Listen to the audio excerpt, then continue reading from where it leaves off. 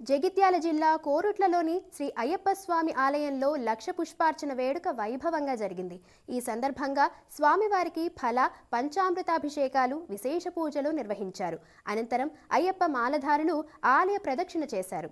అయ్యప్ప భక్తుల శరణుఘోషతో ఆలయ ప్రాంగణం మారుమోగింది.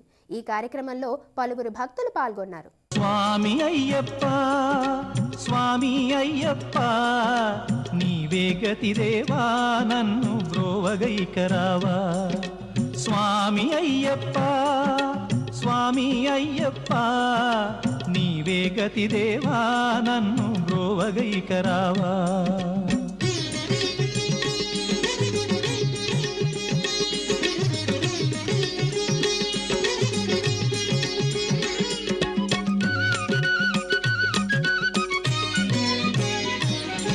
అంధకారమందే అలమటించి నేను, కన్నులుండి కూడా కాననైతి నిన్ను.